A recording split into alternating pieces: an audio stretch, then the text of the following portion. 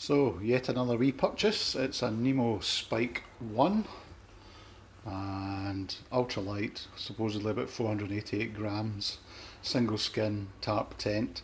I thought I would actually just try this because I've got a wee trip on Arran at the weekend and thought this might be a nice wee lightweight option, as I've got to climb Goat Fell and then camp somewhere locally, so I want to keep my weight to a minimum.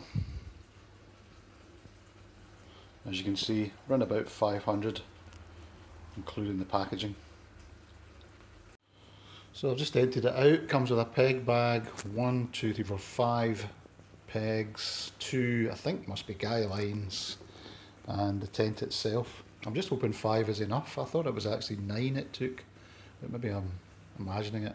Anyway, we'll put it up and see. One other thing you need actually is that it needs a pole to support it at the back, or a branch or a twig or whatever. So I'm just going to use this aluminium pole from the Wander T31, and of course it uses walking poles to for the main ridge, or the higher end. So I'm just going to use those and see how it goes. There doesn't seem to be any guide as to what height you set your poles at. There's no instructions. So I'm going to set these about 124, 125, and I've put the end of the pole into the wee loop at the bottom, which I don't know if you're meant to do, but it gives me a guide as to the right height. Okay, so I've kind of got it up. Removed a lot of the big pegs that come with it because they're overly heavy, and I'm just trying some smaller MSR groundhogs. Found the instructions in the end inside the stuff sack, printed on Tyvek, so that's good. At least I can refer to that in the future. Extra guy line, there's only one of. I put one on the rear, so I'm not even sure if that's meant to be there or whether I'm meant to put them on these sides, but this is the strongest part of the tent, so it does seem a bit crazy to use the guy lines there.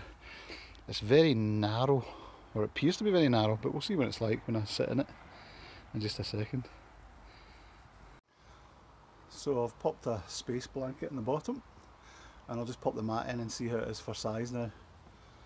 Wee bit flappy looking, but we'll see how it goes.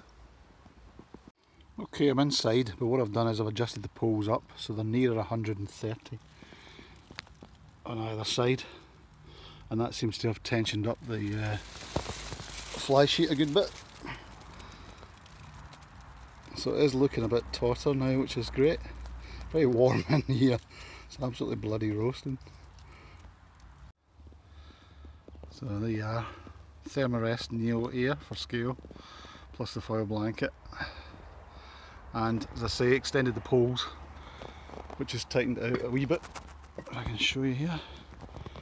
Let me give you a better view. So that's looking a wee bit tidier. Usual Nemo, total lack of pegs. Something like 5 pegs there, and I've used I think 9. And they're also far too heavy for the weight of tent. Don't know why they use such a big peg.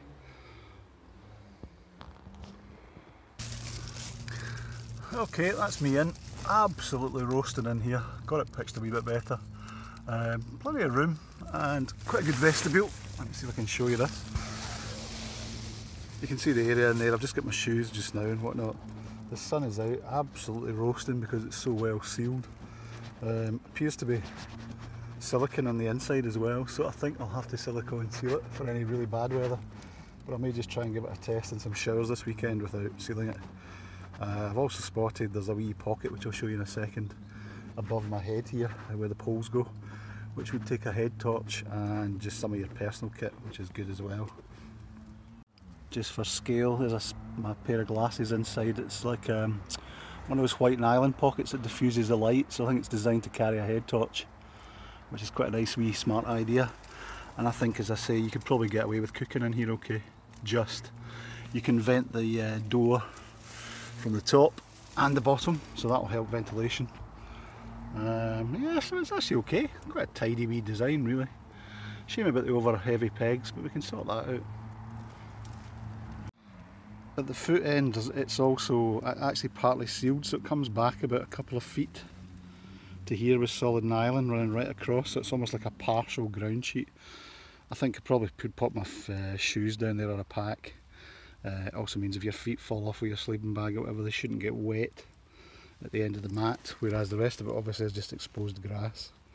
There's also a little skirt sits under the tent here, which I don't know whether you're meant to use externally or internally, but you could rock it down in theory. Feels it would take a wee bit of wear and tear, okay, but it would also help the stability of it, maybe stop it collapsing at the sides. It remains to be seen how noisy it will be in the wind. I suspect it will be a wee bit flappy, but strong enough, just not the quietest tent in the world. Features one hooded vent, which will give you some airflow, but I do think there will be a lot of condensation, and if cooking you'd really need to open that door, otherwise you'd probably end up killing yourself with fumes.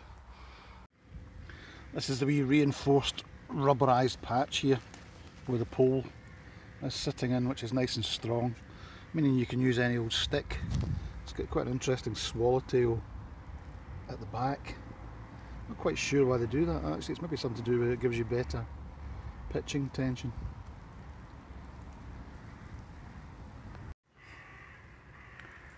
So there you go, the Nemo Spike 1P. I'll try it out tonight and update this first video, but at least it gives you a first look around at it, because there's very little information online. Any questions, just drop me a line and I'll try and help you with the information that I know so far. Cheers just now.